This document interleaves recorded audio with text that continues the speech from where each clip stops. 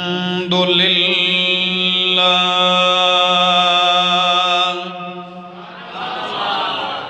الحمد لله رب العالمين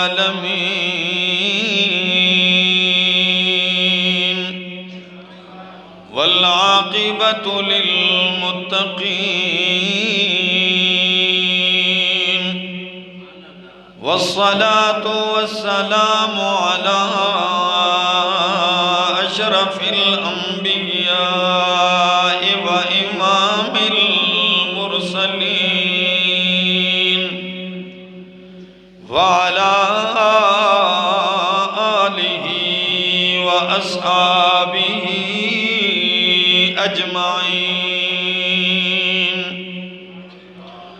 أما بعد فأعوذ بالله من الشيطان الرجيم بسم الله الرحمن الرحيم كل من عليها فان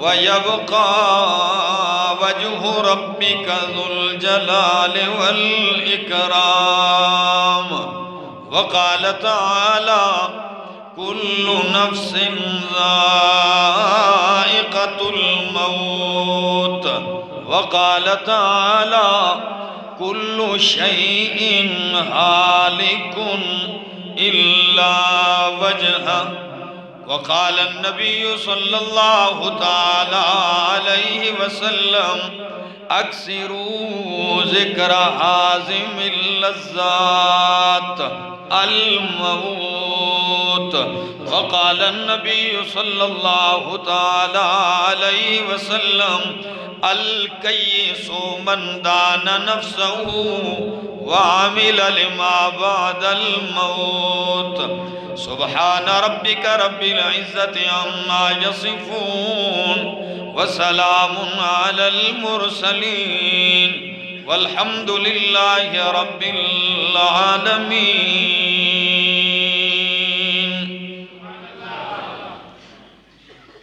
آگاہ اپنی موت سے کوئی بشر نہیں آگاہ اپنی موت سے کوئی بشر نہیں سامان 100 برس کا ہے پل کی خبر نہیں انتہائی قابل عزت قابل احترام ذی قدر علماء کرام طلباء اعظام اور میرے شہر ضلع ہری پور کے اس گاؤں ڈھینڈا اور گرد و نواح سے آئے ہوئے میرے معزز مکرم دوستو السلام علیکم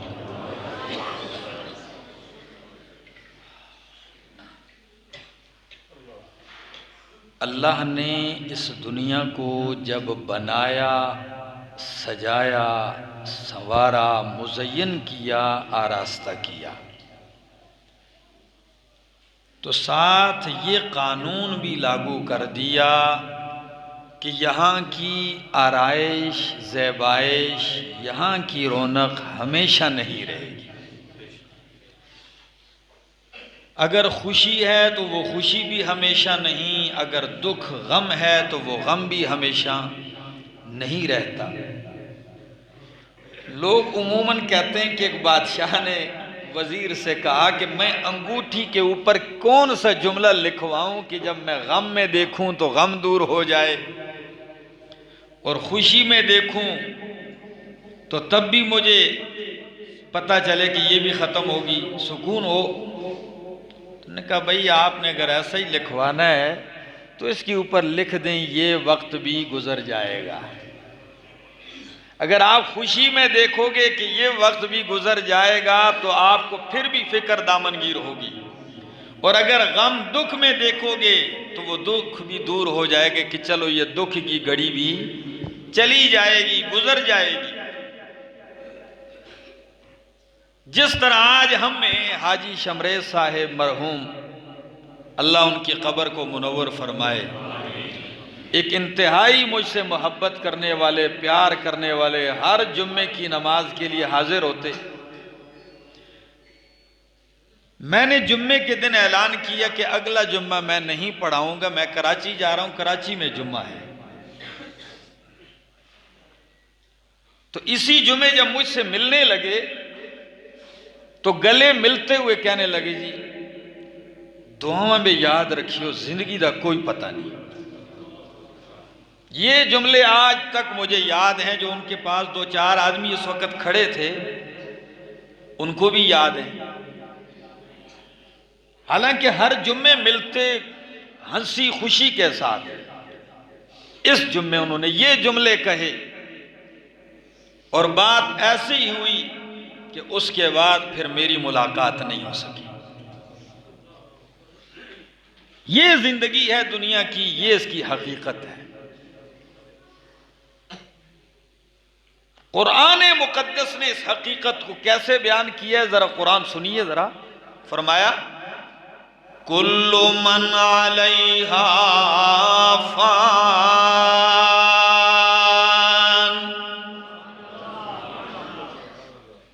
کل من علیہا فان۔ لفظ قرآن ذکر کرتا ہے کہ کلو، تین آیتیں پڑھوں گا اور تینوں میں لفظ کل آئے گا۔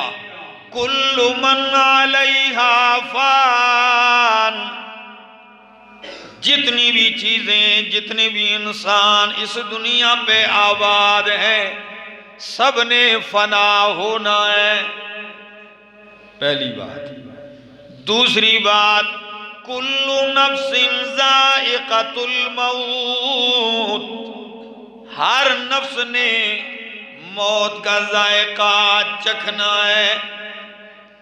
تیسری بات، کل شیء ہالک الا وجہہ، ہر شے نے ہلاک ہونا ہے، ہر چیز نے فنا ہونا ہے، ہر نفس نے موت کا ذائقہ چکھنا ہے، ہر شے نے ہلاک ہونا ہے۔ اگر بچے گا تو کون بچے گا؟ وَيَبْقَى وَجْهُ رَبِّكَ ذُو الْجَلَالِ وَالْإِكْرَامِ، ایک رب کی ذات باقی رہے گی، اس پہ موت نہیں آتی، اس پہ فنا نہیں آتی، اس پہ ہلاکت نہیں آتی، بلکہ وہ تو ایسی ذات ہے۔ قرآن کہتا ہے وَتَوَكَّلْ عَلَى الْحَيِّ الَّذِي لَا يَمُوتُ،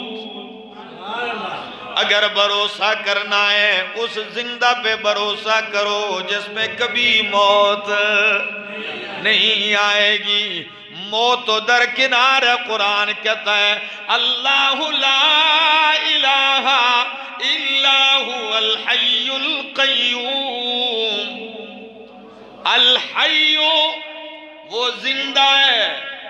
آپ کہیں گے زندہ تو ہم بھی ہیں، پھر اس کی زندگی میں اور ہماری زندگی میں فرق کیا ہے؟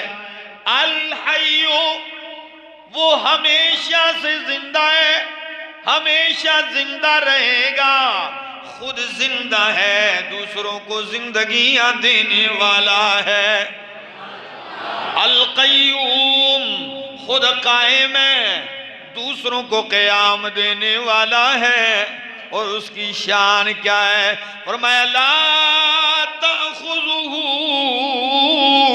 سنۃ ولا نوم، نہ اسے اونگ آتی ہے نہ اسے نیند آتی ہے، وہ اونگ سے بھی پاک ہے، نیند سے بھی پاک ہے۔ کیوں؟ ڈیڈا کے رہنے والوں، اونگ آنا نیند آنا کمزوری ہے، اور ساری کمزوریوں سے پاک کون ہے؟ وہ کمزوریوں سے پاک ہے۔ اور عجیب بات آپ کو بتاؤں، یہ نیند بھی موت کی بہن ہے۔ یہی وجہ علماء کہتے ہیں جنت میں ہر نعمت ہے، جنت میں نیند نہیں ہوگی۔ یہ نہیں ہے کہ بھئی جنتی جو ہے وہ 15 گھنٹے سوئے ہوئے ہیں، کھا کے سو گئے، نہیں، یہ آپ کو قرآن حدیث میں نہیں ملے گا۔ اس لیے کہ نیند موت کی ایک قسم ہے اور جنت میں موت نہیں ہے۔ تو رب کی ذات ایسی لا تأخذہ سنۃ ولا نوم، نہ اونگ آتی ہے نہ نیند آتی ہے۔ باقی رب کے سوا جتنی کائنات ہے، کوئی شاہ ہے یا گدا ہے، مشیر ہے یا امیر ہے، غریب ہے یا فقیر ہے، کوئی علم کا سمندر ہے، کوئی تونگر ہے، کوئی زمانے کا قلندر ہے، کوئی ولی ہے یا نبی ہے، کوئی صحابی ہے یا کوئی اور بندہ ہے، کوئی بھی بچنے والا موت سے پاک ذات کون ہے؟ اللہ کی ذات ہے، اس کے سوا کوئی موت سے بچ نہیں سکتا۔ اگر موت سے بچنے والا کوئی ہوتا تو شاعر نے کہا لو کانت الدنیا تدوم لواحد، ساؤنڈ والا مزہ نہیں ہے اس کا، اچھا بات ہی سمجھ نہیں آ رہی۔ لو کانت الدنیا تدوم لواحد لکان محمد فیہا مخلدا،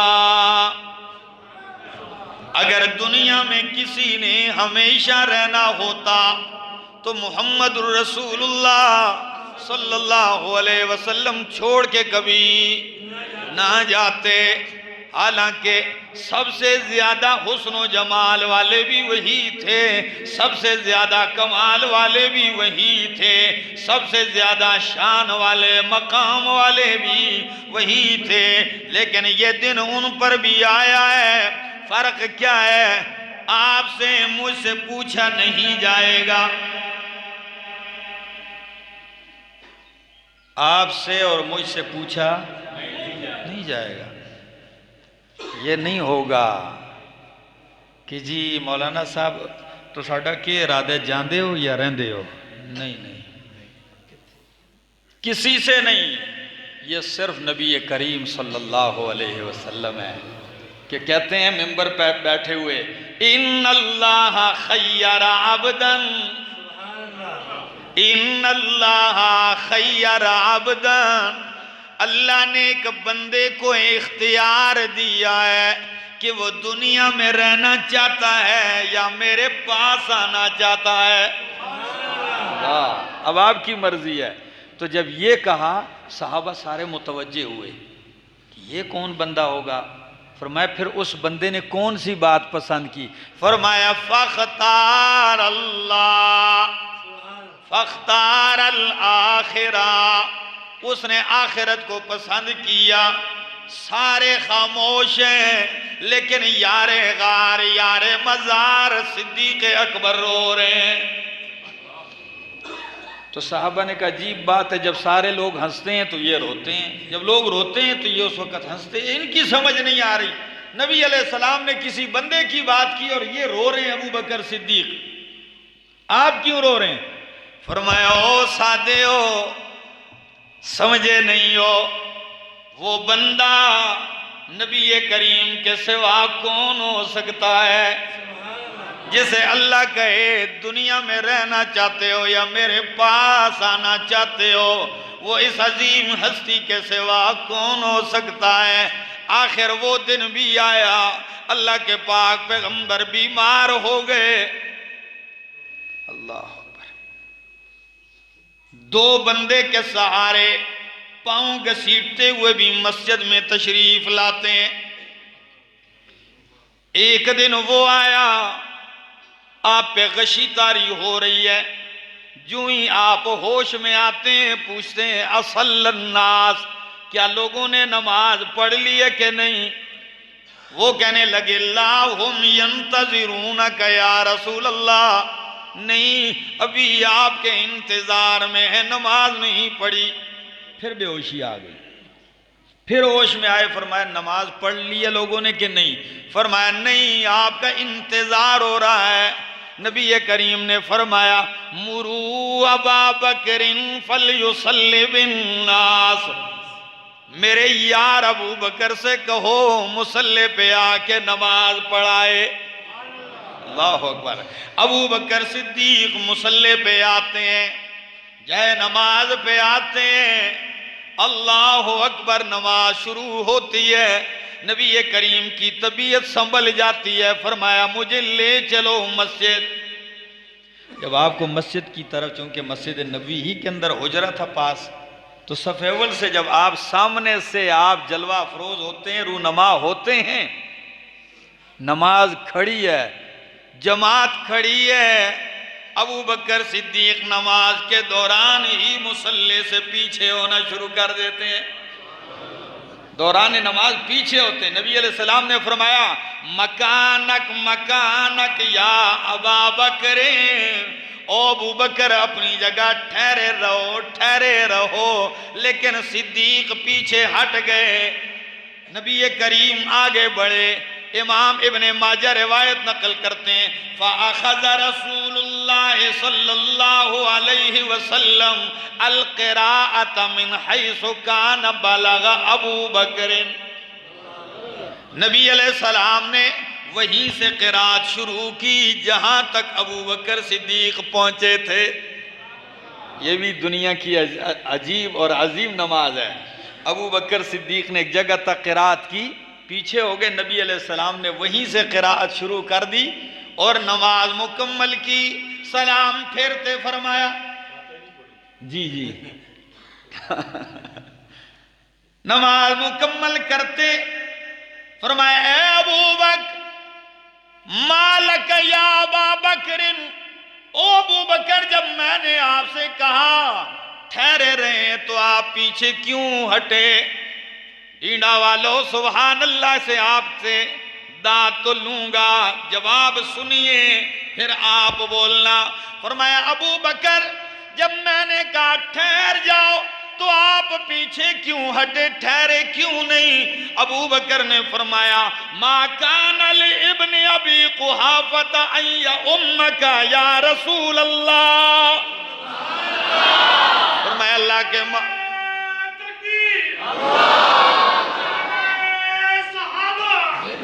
فرمایا ابو بکر صدیق نے یا رسول اللہ اپنے باپ کا نام لے کے فرمایا ابو قحافہ کے بیٹے میں اتنی جرت نہیں کہ وہ آپ کا امام بن سکے، آپ تو وہ شان والے ہیں جہاں آپ آ جائیں۔ وہ دن بھی آپ نے سنا ہوگا، معراج کی رات ہے، بیت المقدس میں نبی کریم پہنچتے ہیں، 1.25 لاکھ نبی موجود ہیں، اللہ اکبر صلی اللہ علیہ وسلم، آدم سے لے کر عیسیٰ علیہ السلام تک سارے نبی موجود ہیں۔ امام نووی لکھتے ہیں کہ نبی علیہ السلام نے فرمایا تیاری ہو رہی ہے، صفیں لگی ہوئی، فَظَنَنْتُ أَنْ يَكُونَ لَهُمْ إِمَامٌ، میں نے یہ گمان کیا آج ضرور نہ کوئی امام تو بنے گا، کہ آدم سے عیسیٰ علیہ السلام تک تمام انبیاء موجود ہیں، ضرور آج کوئی امام ہوگا۔ کہتے ہیں اسی سوچ میں تھا کہ جبریل نے میرا ہاتھ پکڑا اور فرمایا تقدم یا رسول اللہ، آپ آگے بڑھ جائیں، جہاں آپ موجود ہوں وہاں 1.25 لاکھ نبی مقتدی تو بن سکتے ہیں، امام صرف آپ ہی رہیں گے۔ اللہ اکبر، یہ شان ہے، یہ مقام ہے نبی اکرم صلی اللہ تعالی علیہ وسلم کی، لیکن نماز نہیں چھوڑی۔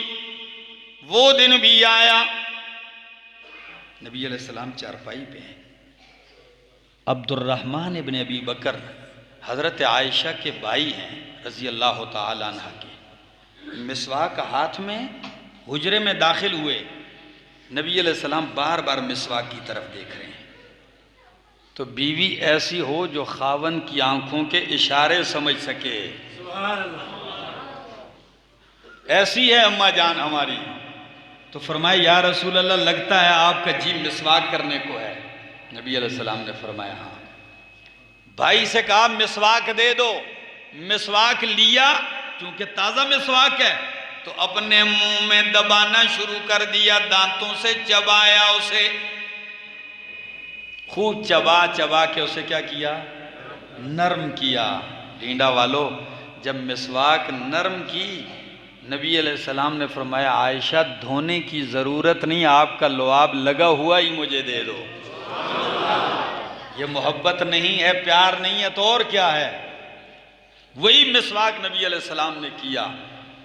کئی لوگ آج پوچھتے ہیں کہ مسواک کریں کہ ٹوتھ پیسٹ کریں برش کے ذریعے۔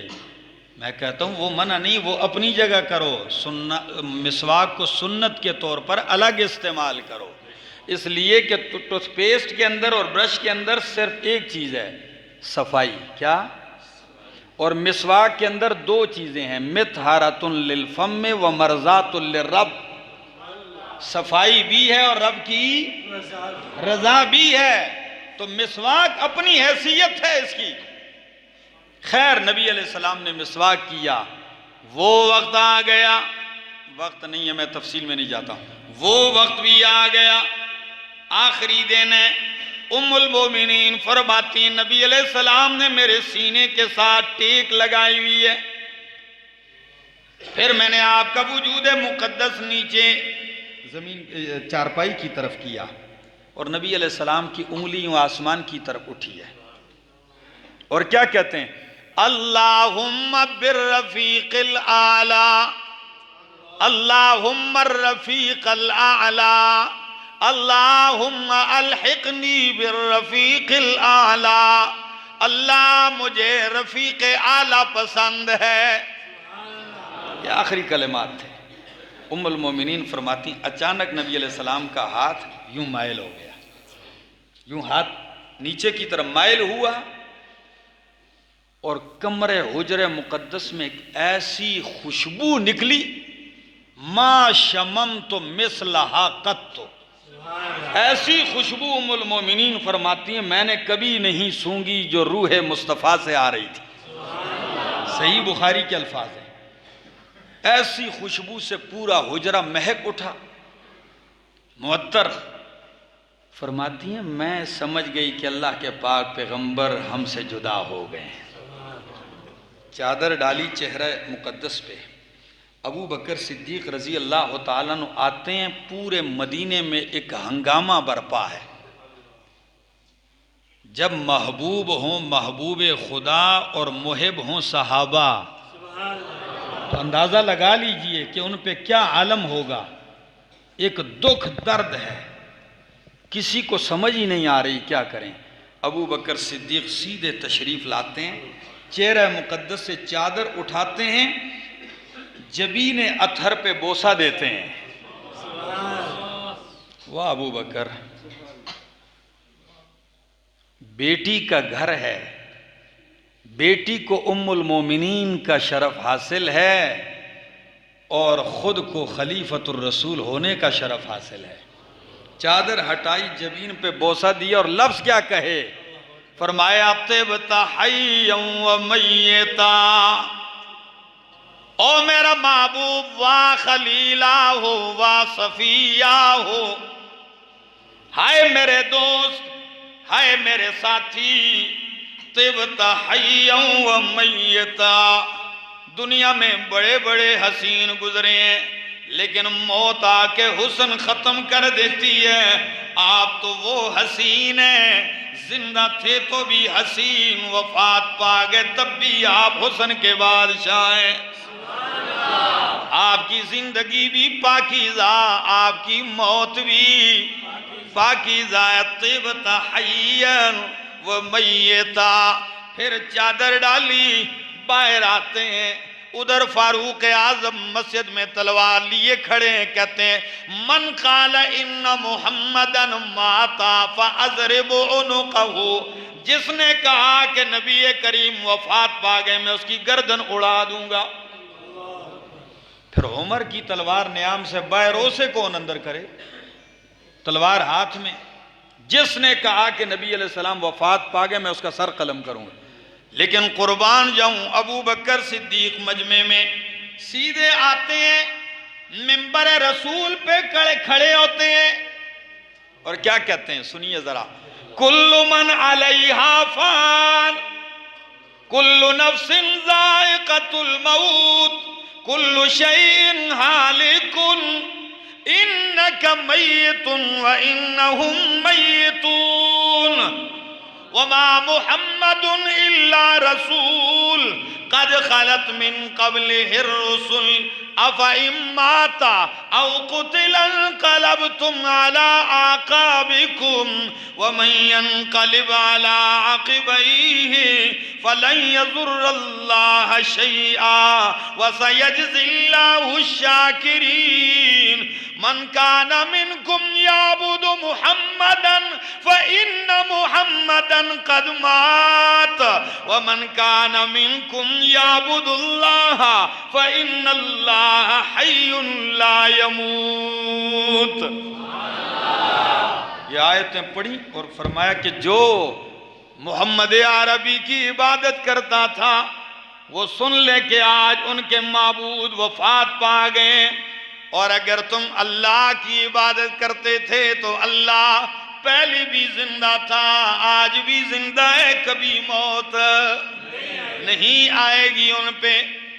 فاروق اعظم کہتے ہیں واللہ العظیم یہ آیتیں جب میں نے سنی صدیق کی زبان سے یوں لگ رہا تھا ابھی اتر رہی ہیں، سبحان اللہ، ابھی اتر رہی، یوں لگ رہا تھا، اور تلوار بھی ہاتھ سے گر گئی. کہتے ہیں مجھے یقین ہو گیا کہ ہمارے محبوب ہم سے جدا ہو گئے ہیں.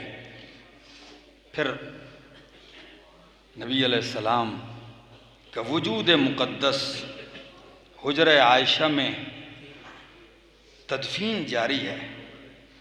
قبر مبارک تیار ہوئی. ڈھینڈا والوں یہ دن دیکھنے پڑتے ہیں، دنیا میں بڑے بڑے محبوب جدا ہو جاتے ہیں. قبر پہ جب مٹی ڈالی گئی، حضرت انس بھی تھے، سارے آنکھیں ملتے اور آنسو بہتے ہوئے رخصت ہو رہے ہیں. انہی میں سے ایک صحابی ہیں حضرت انس. اللہ گورنواز خان صاحب، یہ وہ صحابی ہیں کہ 10 سال نبی علیہ السلام کی خدمت کرتے رہے آپ کے گھر میں. 10 سال. یہ جب جانے لگے تو راستے میں حضرت فاطمہ کھڑی ہے. نبی کریم کی لختے جگر بیٹی ہوتی ہے، اور پھر بیٹی فاطمہ جیسی ہو. اللہ، فاطمہ کھڑی ہے. حضرت انس جب پاس سے گزرنے لگے تو کیا فرمایا؟ فرمایا او انسا، تو نے تو میرے بابا کی 10 سال خدمت کی ہے. او انس، کیف طابت انفسکم ان تحسوا علی رسول اللہ التراب. بیٹی ہے جذبات میں آ کے کہتی ہے او انس، آپ کے ضمیر نے کس طرح گوارا کر لیا کہ آپ میرے بابا پہ مٹی ڈال کے آ گئے ہو. کیف طابت انفسکم ان تحسوا علی رسول اللہ التراب. انس کا جواب بھی سنیے. فرمایا فاطمہ جی تو ہمارا بھی نہیں چاہ رہا تھا، لیکن رب کے قانون کے سامنے سارے ہی بے بس ہوتے ہیں، کرنا پڑتا ہے. حضرت فاطمہ گھر سے نکلتی ہے اور اپنے بابا کے قبر مبارک روضہ مقدس کی طرف آتی ہیں اور کیا کرتی ہیں؟ ہری پور والوں ذرا سنیے. قبر کی مٹیوں اٹھاتی ہے اور اشعار پڑھتی ہے. اور کیا اشعار ہے؟ کہتی ہے صبت علی مصائب، صبت علی مصائب لو انہا صبت علی الایام سرن لیالیا. او مدینے کے لوگوں، آج مجھ پر بابا کی جدائی کا اتنا غم آیا ہے، اگر میرا غم دن پہ ڈال دیا جائے تو دن بھی سیاہ رات بن جائے، دن بھی رات بن جائے. اتنا غم آیا ہے مجھ پہ، اتنی مصیبت آئی ہے.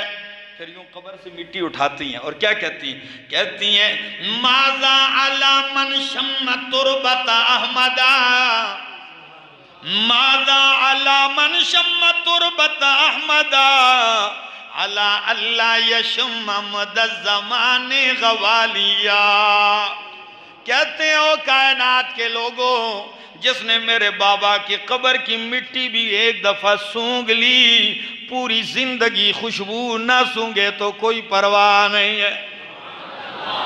اتنی معطر ہے وہ، اتنی خوشبو ہے، جس نے یہ سونگ لی، زندگی بھر خوشبو نہ سونگے تو کوئی پرواہ نہیں۔ پھر اپنے دل کو تسلی دیتے ہوئے کیا کہتی ہے؟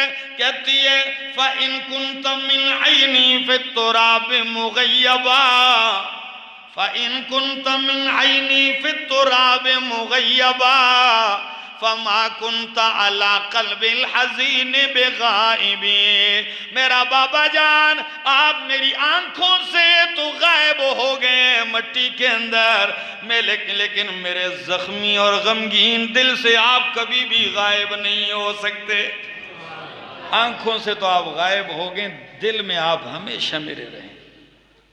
دوستو، پھر ہم اور آپ کیا ہیں کہ ہم بچیں گے، ہم رہیں گے؟ علامہ ابن جوزی بادشاہ کے محل کے پاس سے گزرتے ہوئے یوں دیکھا نا تو بڑا عجیب سا محل ہے۔ تو بادشاہ بھی اوپر بیٹھا ہوا ہے، تو نیچے گنگنانا شروع کر دیا۔ بادشاہ اوپر سے دیکھ رہا ہے کہ یہ اللہ کا بندہ نیچے کیا گنگنا رہا ہے، سنا دوں کیا گنگنا رہا تھا؟ کہتا ہے سَتَنْقُلُكَ الْمَنَايَا مِنْ دِيَارِكَ، سَتَنْقُلُكَ الْمَنَايَا مِنْ دِيَارِكَ وَتُبْدِلُكَ الرَّدَى دَارًا بِدَارِكَ فَدُودُ الْقَبْرِ تَرْعَى فِي عَيْنَيْكَ وَعَيْنُ غَيْرِكَ تَرْعَى فِي دَارِكَ۔